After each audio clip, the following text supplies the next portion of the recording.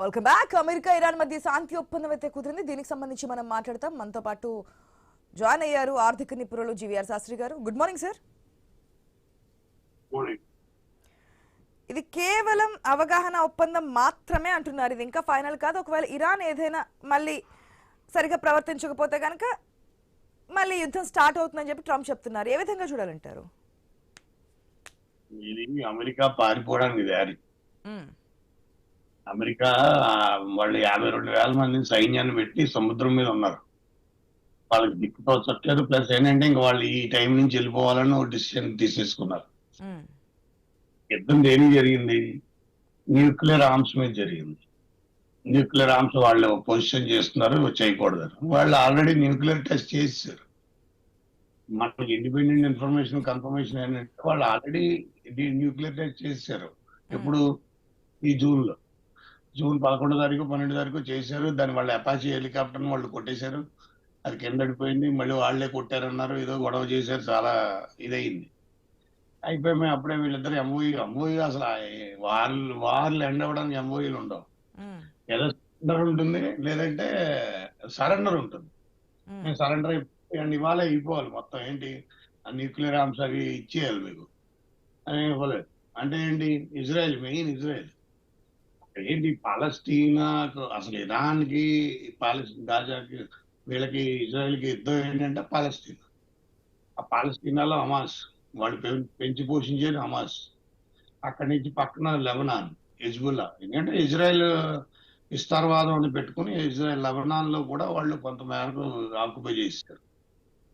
చేత ఈ లెబనాన్ ని కుట్టేద్దాం అంటే వాళ్ళు కుదరదు. ఎందుకంటే ఇరాన్, ఇరాక్, లెబనాన్ ఈ 3 దేశాలను అనుకుని వాళ్ళు అలాగే కింద నుంచి ఆ టనల్ కట్టేసుకున్నారు. ఆ టనల్ కట్టేసుకోవడం వల్ల లెబనాన్ అన్ని రీచ్ అయిపోతున్నాయి. హిజ్బుల్లాకి అన్ని రీచ్ అయిపోతున్నాయి. మిసైల్ ఏంటి, రాకెట్ లాంచర్స్ ఏంటి అన్ని వెళ్ళిపోతున్నాయి. వాళ్ళు దాన్ని అడ్డగట్ట వెళ్ళిపోతున్నారు. సో నేను అనుకోవడం ఆయన సొల్యూషన్ చూసుకున్నాడు. యుద్ధానికి సొల్యూషన్ చూడలేదు, దీనికి సొల్యూషన్ చూడలేదు. హార్మూజ్ అసలు ఎప్పుడు లేదు. హార్మూజ్ ఉందండి, హార్మూజ్ అసలు ఎప్పుడు లేదు. ఇప్పుడు అనవసరంగా దాన్ని ప్రాపర్ గా కమర్షియల్ వాల్యూ చేసి వెళ్ళిపోయాడు.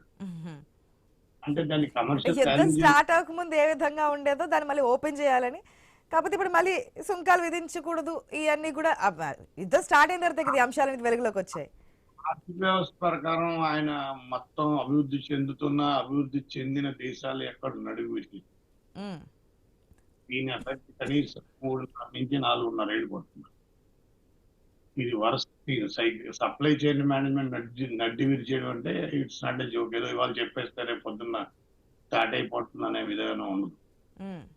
సప్లై చైన్ మేనేజ్మెంట్ చాలా టైం పడుతుంది. ఒక షిప్ అక్కడి నుంచి ఇక్కడికి రావాలంటే 25 రోజులు, 25 రోజులు, 30 రోజులు పడుతుంది.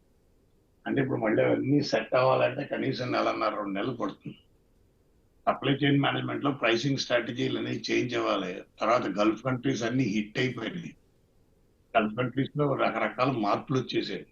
ఇరాన్ కి ఆధిపత్యం వచ్చేసింది.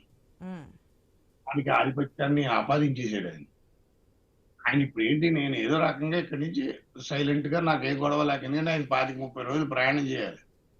వాళ్ళు 50 మంది సైన్యం 25-30 రోజులు ఆ బీడ మీద ఆ యుద్ధ నౌకల మీద ప్రయాణం చేయాలి.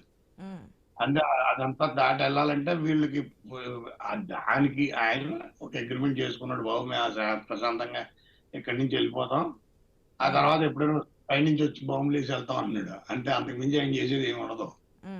America is not in a position to do a war. America situation worst. ఆయన అండర్ ప్రెషర్ ఫ్రమ్ ది అమెరికాలో ఉన్న ప్రజల యొక్క ప్రెషర్ తట్టుకోలేక ఎంఓయూ అనే వంక పెట్టుకుని ఆయన సంతకం పెట్టేసి పారిపోయాడు. ఇప్పుడు ఇజ్రాయెల్ ఏ విధంగా చూడొచ్చు అంటారు? వారే ఇజ్రాయెల్ ఇరాన్ మధ్య కదా, మధ్యలో ట్రంప్ వచ్చారు వెళ్ళారు. ఈ వార్ ఎండ్ అయితే అవ్వలేదమ్మా. ఈ వార్ అవ్వలేదు. వార్ ఉంది, ఇంకా వెళ్తుంది. మీరు శుక్రవారం అఫీషియల్ గా ఇది అగ్రిమెంట్ అఫీషియల్ శుక్రవారం. నాకు అనుమానం ఇవాళ రేపట్లో మళ్ళీ కొట్టేశారు. వాళ్ళు శుక్రవారం వాళ్ళు అన్నారు శుక్రవారం నుంచి మొదలవుతుంది అన్నారు. ఈ శుక్రవారం నుంచి ఏం మొదలవుతుంది? ఫ్రాన్స్ లో సంతకం పెట్టారు. టెహరాన్ లో సంతకం పెట్టచ్చుగా, అమెరికన్ ప్రెసిడెంట్ టెహరాన్ రావచ్చుగా. అదే ఇజ్రాయెల్ అక్కడ టెలివీలో సంతకం పెట్టచ్చుగా. ఫ్రాన్స్ లో పెట్టడం, పాకిస్తాన్ ఎదురేసేసారు, పైకి లేపేశారు పాకిస్తాన్ ప్రైమ్ మినిస్టర్ నిన్న. ఆయన ఏంటి ఆసిముని రెడ్డి ఉమ్, ఆసిముని అన్నాడు, ఇది అన్నాడు, తొక్కన్నాడు, తోలన్నారు. సో ఇదంతా ఎలా ఉంటుందంటే ఇప్పుడు ఆయనకి అంటే నా ఉద్దేశం ప్రకారం ఆయనకి ఆ ఆ స్టాక్ మార్కెట్ యొక్క హెచ్చు తగ్గులతో ఆయన బిజినెస్ చేశాడు ఉమ్, అనేది ఒక ఒక ఆరోపణ. ఆ ఆరోపణ నిజం అని చెప్పి ఆయన నిరూపిస్తున్నాడు. ఎందుకంటే నిన్న ఎలన్ మాస్క్ $1.1 ట్రిలియన్ ఆధిపత్యానికి వెళ్ళిపోయాడు. $1.1 ట్రిలియన్. ఉమ్, మన భారతదేశం 1/3 ఎకానమీకి ఆయన అధిపతి అయిపోయాడు. ఆయన అంత స్థితికి వెళ్ళిపోయాడంటే అది చాలా కరెక్ట్ కాదు. అన్ని షేర్ మార్కెట్ మ్యానిపులేట్ అయింది అన్నట్టుగా నాకు కూడా ఒక ఎకనామిక్ ఎక్స్పర్ట్ గా నాకు అనిపించింది. ఏంటంటే ఇంటర్నేషనల్ గా అక్కడెక్కడో ఇది ఏదో యుద్ధాన్ని అడ్రస్ చేస్తున్నాయి. నేను ఆబ్జెక్టివ్ హార్మోజ్ అనేది ఎప్పుడు లేదు అసలు. వీళ్ళు ఇరాన్ ని వాళ్ళ ఐతుల్లా కమ్యూనిని కొట్టేసింది. వాళ్ళు చూడు, వాళ్ళ పర్మిషన్ ఏంటి ఇప్పుడు? వాళ్ళ ఐతుల్లా కమ్యూనిని ఇరాక్ లో కూడా ఊరేగిస్తారు. ఇరాన్ లోనూ ఊరేగిస్తారు, ఇరాక్ లోనూ ఊరేగిస్తారు, ఉమ్, అంత్యక్రియలు చేస్తారు. ఇప్పుడు దాకా అంత్యక్రియను పోస్ట్ పోన్ చేసుకుంటూ వచ్చింది ఇరాన్. ఇప్పుడు అంత్యక్రియలు కోసం ఇదంతా వీళ్ళకేమో అంత్యక్రియలు కోవాలా, వాడికేమో పార్టీ కోవాలా. ఎలక్షన్స్ కూడా ఉన్నాయి కదా అమెరికాకి. అది ఆ గోళ్ళను పట్టించుకోవడం కోసం ఆయన వెళ్ళిపోయాడు. రేపు పొద్దున ఏదైనా అయితే దాన్ని ఇజ్రాయెల్ మీద తోసేద్దామని చూస్తారు. Um, Israel powerful lobby in America. Israelis చాలా పవర్ఫుల్. తీసే వాళ్ళు దయాలు, వాళ్ళు అంత ఈజీ కాదు మనల్ని అంత టైటిల్ గా చేయడం. అందుకని వాళ్ళకి ప్రాబ్లం సాల్వ్ అవ్వలేదు. ఉమ్, వాళ్ళకి వాళ్ళకి మళ్ళీ హమాస్ అలాగే ఉండిపోయింది. ఆ పాలస్తీనా ప్రాబ్లం సాల్వ్ అవ్వలేదు. తర్వాత పక్కన ఉన్న లెబనాన్ ప్రాబ్లం సాల్వ్ అవ్వలేదు.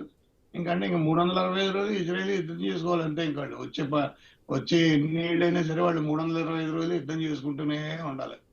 ఈ రోజు యుద్ధం మానేస్తే ఆ రోజు ఆ దేశం రౌండ్ ఆఫ్ అయిపోతుంది. అది వాళ్ళని ప్రతిరోజు survival, everyday survival war. Everyday survival war అనేది కరెక్ట్ కాదు. అది నేను కూడా ఇజ్రాయెల్ ఆగదు, ఇజ్రాయెల్ ఆపినా ఆగదు. ఎందుకంటే వాళ్ళు సెటిల్ చేయాల్సిన పరిస్థితి ఇది. అది ఎంతవరకు వెళ్తుంది ఈ పశ్చిమాసియాలో ప్లస్ మిడిల్ ఈస్ట్ లో ఏ రకంగా వెళ్తుంది, దీని పర్యావసనం ఏంటంటే నా ఉద్దేశం ప్రకారం ఇది సెప్టెంబర్ అక్టోబర్ దాకా వారు వెళ్తుంది. వారు వెళ్ళాలి కూడా. సో ప్రపంచ దేశాలు ఇంకా ఊపిరి పీల్చుకోవడానికి లేదు. అంటే ప్రపంచ పూర్తి దేశాలు స్థాయిలో. ఓన్లీ పాపం ట్రంప్ గారు ఊపిరి పీల్చుకుందాం చేసిన వ్యవహారం ఇది. ఇది వారిని ఆయనకి ఏంటంటే కాన్సెప్ట్ తెలియదు. ఉమ్, ఆయన అనవసరం బిగ్గెస్ట్ బ్లండర్ ఏంటంటే ఆయన రాంగ్ స్ట్రాటజీకి వెళ్ళిపోయాడు. అదేంటంటే ఆయుతుల్లా ఖమేనీని చంపేస్తే మొత్తం ఇరాన్ సరెండర్ అయిపోతుందని ఒక ఎగ్జంప్షన్ లో ఆయన ఆయుతుల్లా ఖమేనీని లేపేశారు. ఉమ్, ఆ ఆయుతుల్లా ఖమేనీని లేపేయడం వల్ల ఇరాన్ ఇంకా పట్టు బిగించేసి వాళ్ళు ఇంకా దాని మీద ఐఆర్జీసీ, అసలు ఆయనకి ఏంటంటే స్ట్రాటజీ తెలియలేదు. ఉమ్, ఆయుతుల్లా ఖమేనీ కాదు, ఐఆర్జీసీ చాలా పవర్ఫుల్, ఐఆర్జీసీ నిలబడిపోతుంది అని ఊహించలేకపోయారు. వాళ్ళ దగ్గర ఆయుధ సంపత్తి మీద అసెస్మెంట్ సరిగ్గా లేదు. వాళ్ళ దగ్గర ఆయుధాలు విపరీతంగా ఉన్నాయి. నేను మొదటే చెప్పాను, వాళ్ళు తెహరాన్ నుంచి లెబనాన్కి వాళ్ళు ఆల్రెడీ ఇది టనల్ కట్టేసుకున్నారు వయా ఇరాక్. అది ఆల్మోస్ట్ 900 కిలోమీటర్ల దూరం. అది వేసేశారు. ఇంకోటి ఏంటంటే వాళ్ళు చైనా వాళ్ళు చాలా స్మార్ట్. చైనా వాళ్ళతో ఇరాన్ భూభాగంలో అండర్ గ్రౌండ్ ట్రైన్ వేసుకుని కజకిస్తాన్ అని చెప్పి దాని నుంచి వాళ్ళు చైనాకి ట్రైన్ వేసారు 10,200 కిలోమీటర్లు.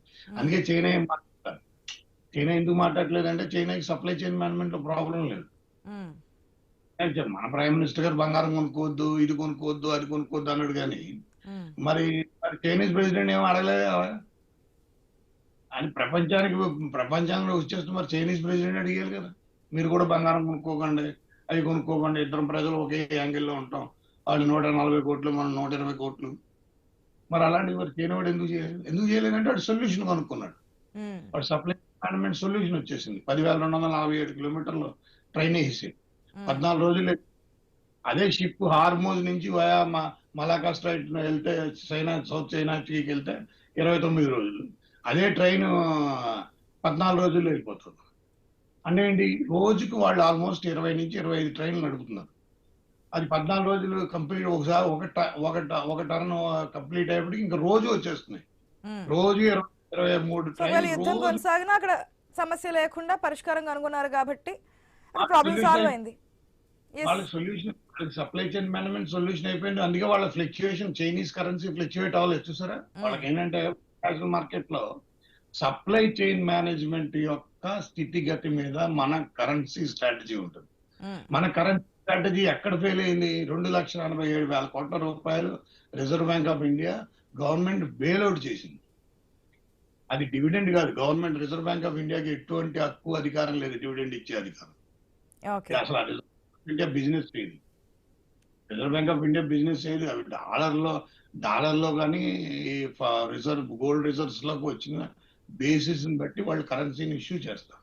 అది ఏమైనా ఫ్లక్చుయేట్ అయితే ఆ ఫ్లక్చుయేషన్ మొత్తంగా ఈ వార్ అయితే ఇంకా ఫుల్ స్టాప్ పెట్టలేదు. ఏదైనా జరగచ్చు, ఇంకా టైం టేకింగ్ ప్రాసెస్ లోనే ఉంది అనుకోవచ్చు. ఈ వార్ టేకింగ్ కాదమ్మా, వార్ అనేది అవ్వలేదు. ఆయన పార్టీగా వార్ లో ఒక ప్రతినిధిగా వార్ లో ఆయన ఇజ్రాయెల్ తరఫున పోరాడిన విధానంగా ఆయన ఆబ్జెక్టివ్ ఏదైతే ఉందో న్యూక్లియర్ ఆర్మ్స్ కాకుండా చూడాలి ఇరాన్ అని, అది డిఫీట్ అయిపోయిందని గ్రహించి, అది జరగలేదు అది జరగదు అని గ్రహించేసి ఆయన 60 రోజులు బ్రాకెట్ పెట్టుకుని వెళ్ళిపోయాడు. ఎందుకంటే తర్వాత ఆంక్షలు విధిస్తాడు, ఇచ్చేస్తాడు. మన ఇండియాని ఆపలేకపోయారు. పాకిస్తాన్ వాళ్ళే చేయించారు, అది వేరే విషయం. మన మీద కూడా అటల్ బిహారీ వాజ్పేయి ఉన్నప్పుడు మన మీద కూడా ఆంక్షలు వేయించారు. సో అవన్నీ చేస్తారు. కానీ నా ఉద్దేశం ప్రకారం అయితే వార్ అయితే అవ్వలేదు. ఇది వార్ అయ్యే విధానం అయితే కాదు. ఓకే, చూద్దాం రాబోయే రోజుల్లో ఏ విధంగా ఉండబోతుందో. కండిషన్స్ పెట్టారు 60 days 30 days అని చెప్పి, అవి ఎంతవరకు నడుస్తాయి, ఒకవేళ మళ్ళీ మొదటికి వస్తుందో, ఏం జరగబోతుందని. Thank you so much GVR Sastri గారు.